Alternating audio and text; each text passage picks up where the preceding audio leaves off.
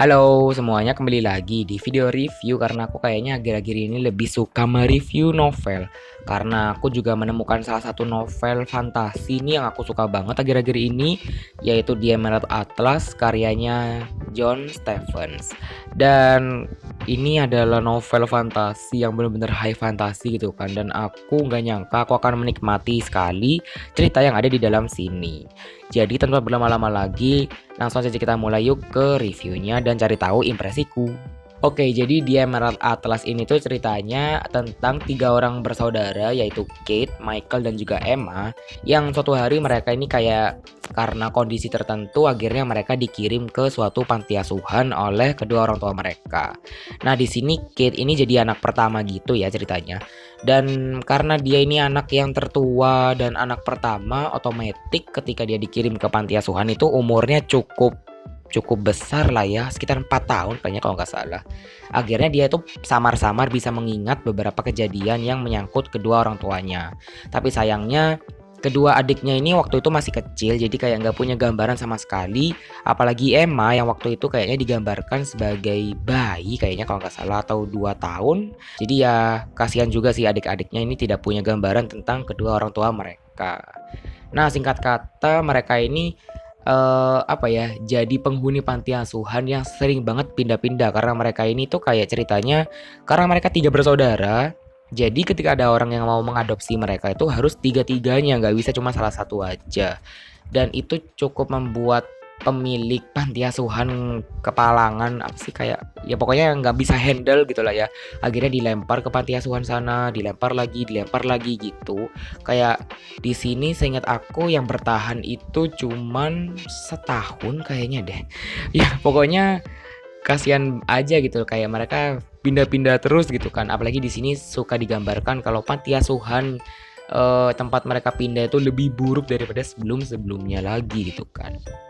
Nah, di sini singkat kata akhirnya mereka ini tuh kayak mencapai titik gitu lah ya, dimana pemilik panti asuhan yang terakhir ini marah besar gitu. Akhirnya mereka dikirim ceritanya ke panti asuhan lain, tempatnya nggak dikenal dan bahkan daerahnya itu benar-benar bikin orang bingung itu di mana gitu kan. Tapi semuanya udah terencana, udah dipesenin kereta juga gitu kan.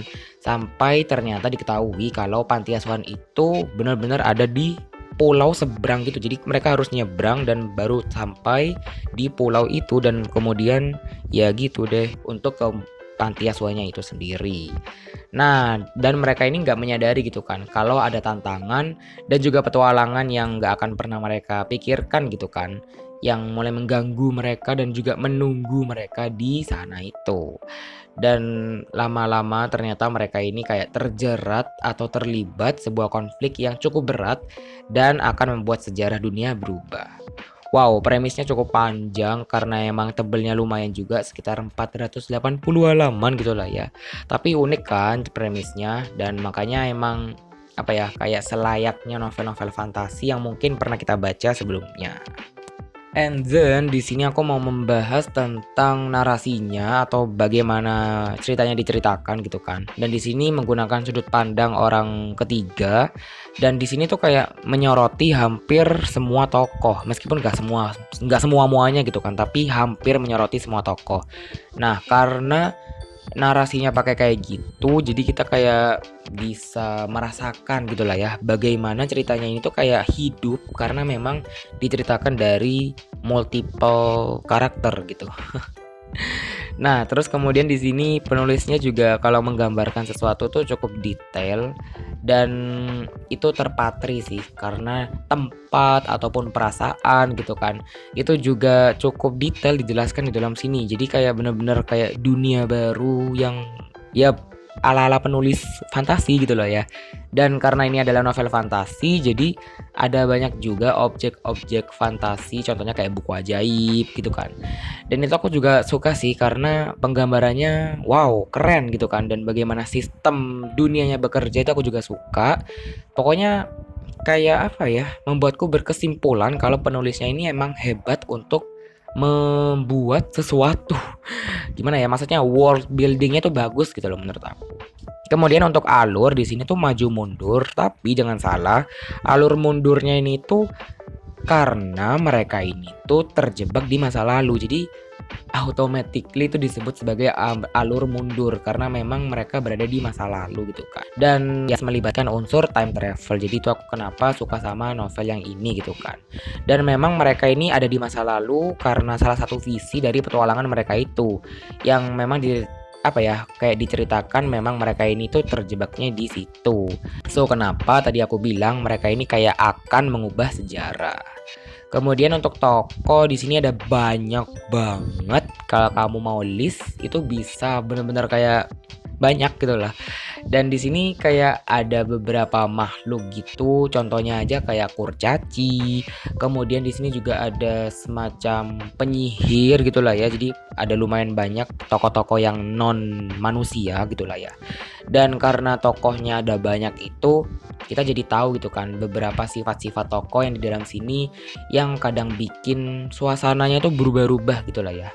Nah, di sini dengan sifat Kate yang adil, kemudian Michael yang rasa ingin tahunya tuh juga cukup tinggi gitulah ya. Dan yang terakhir yaitu sifatnya si Emma, si anak terkecil yang jujur dia tuh kocak banget, bahkan bisa bikin ketawa ngakak di tengah-tengah kejadian yang cukup chaos gitulah ya.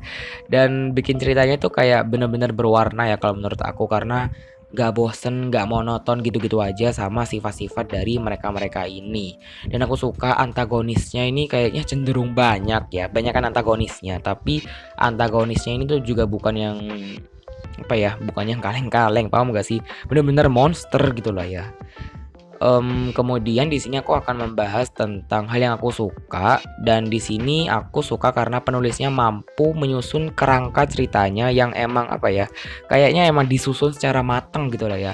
Dan di sini konfliknya itu jujur kayak wow, berlayer-layer ya. Konfliknya itu kayak satu masalah belum selesai muncul masalah baru, dan masalah baru yang belum selesai ini muncul lagi yang ketiga. Tapi penyelesaiannya tuh kayak satu-satu dan santai gitu loh penyelesaiannya. Paham gak sih? Kayak wow, bisa penulisnya tuh bener-bener bisa mencocokkan segala macam cuplikan. Jadi anggap aja masalah kelima itu akan selesainya satu banding dengan masalah yang kedua. Jadi kayak wow, hebat banget, keren banget gitu kan. Dan emang resolusinya cukup out of the box, so that's why I like it so much. Dan pokoknya aku suka deh. Tapi meanwhile untuk kekurangannya aku merasa di beberapa titik aku cukup bosan. Mungkin itu sebenarnya karena adventure-nya tuh terlalu adventure gitu ya di beberapa titik, dan aku kayak merasa wait, ini bukannya kok kayaknya ini dari tadi nggak selesai-selesai ya gitu loh. Tapi jujur sebenarnya dibuat panjang itu aku jadi ngerti alasannya tuh kenapa ya, karena memang ceritanya cukup complicated kalau dipikir-pikir. Tapi aku suka karena dengan kecomplicatednya itu segalanya terdengar make sense di dalam cerita yang ini. Dan aku untuk selain hal yang aku kurang suka itu barusan, karena mungkin beberapa kata-kata tuh agak aneh, karena ini kan terjemahan ya, jadi kayak ya aneh. Kalian tahu kan kalau past tense itu kalau diterjemahin ke bahasa Indonesia tuh kayaknya aneh gitu kan. Ya itu sih. Ya meskipun begitu aku kasih ratingnya tuh 5 ya, 5 bintang untuk novel yang ini. Aku juga udah pernah cerita di IG dan juga di Goodreads kalau memang ini bagus sekali. Jadi makanya aku kasih rekomendasi buat kamu yang suka baca fantasi.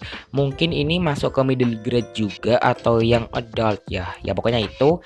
Dan juga kalau kamu suka novel yang adventure, jadi ini cocok buat kamu. Oke, itu tadi adalah ulasanku mengenai novel The Emerald Atlas karyanya John Stephens. Dan setelah baca novel yang ini, aku benar-benar penasaran banget sama judul keduanya, yang kalau nggak salah judulnya itu Kitab Api ya. Dan kalian mungkin bisa tungguin untuk review dari judul yang itu. Segini dulu untuk videonya, and I'll see you in my next one. Bye-bye.